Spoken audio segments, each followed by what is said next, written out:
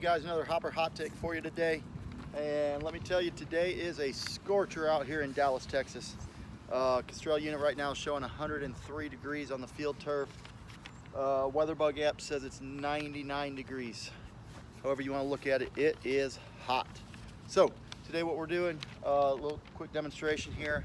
I brought our Exertional heat stress tracker unit out. We've got the 4400 model. So it's about 8 or 9 years old. They do have a newer model, it's the 5400. So, but what we're using is a measurement called wet bulb globe temperature. Okay, so this thing registers a lot of different temperatures on it, or a lot of different readings on it. The temperature is one of them. The humidity is another. Wind speed, a little bit of everything. That gives us a calculation where we can create this wet bulb globe temperature. All right, so again, it's 103 on the turf today. The humidity was about 37%.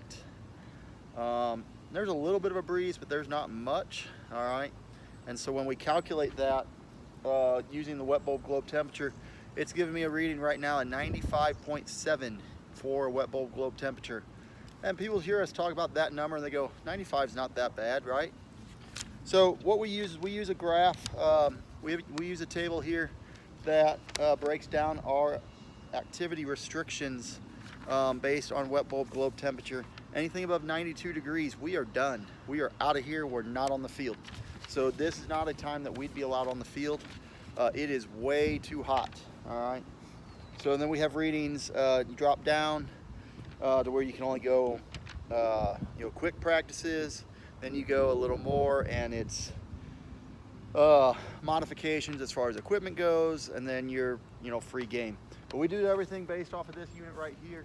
So again, this is our heat stress track unit, Exertional unit, and right now it's saying 95 degrees on it for a wet bulb globe. So we are not on the field in this temperature, but this best case scenario with heat is let's prevent it in the first.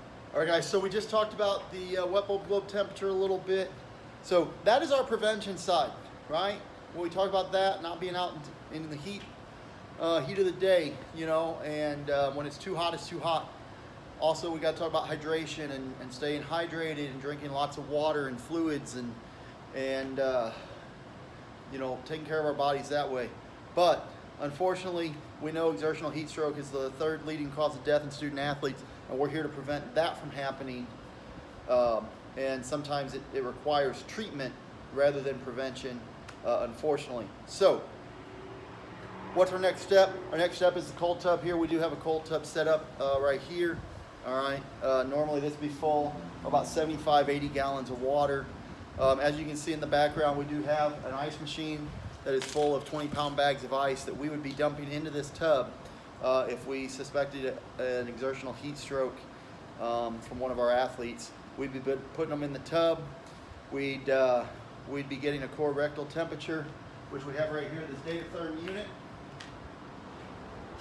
Okay, so in this unit here, we do have a thermometer that we carry with us. All right, right there. Okay, this can give us a core body temperature so that we know how hot they got. Okay, because we know exertional heat stroke is a core rectal temperature of greater than 105, along with CNS dysfunction.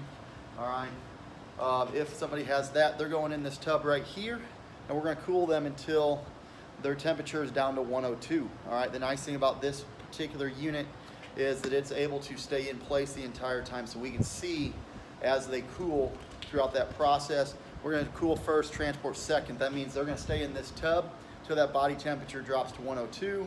And at that point, they're going to be transported by EMS to the local hospital.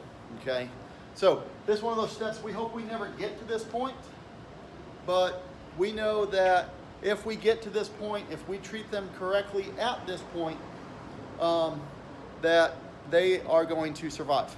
Okay, you've got a 30-minute window from the time their body temperature goes above 105 on the field to get them here, get them cooled down. All right. So that's our goal. Obviously, our goal is to identify that early. If we can't prevent it, ideally identify early, get them cooled down so that we don't have any problems. Okay. Exertional heat stroke is preventable. We have to do a better job of this, all right? So not only are we using wet bulb globe temperature on the field, hydrating throughout practices, also we are ready to take them and get them cooled down and treated appropriately using a rectal thermometer, using a cold tub. Cold tub is the gold standard, okay? Ice bags, cold water works, but best case scenario is get them in the tub, get them cooled down. That's what we got to do, all right? So remember all this, and parents, if you're listening, this is why you have a certified athletic trainer on staff. If your school doesn't have one, you need to ask who's taking care of your kid in a heat emergency. A certified athletic trainer is ready to do that.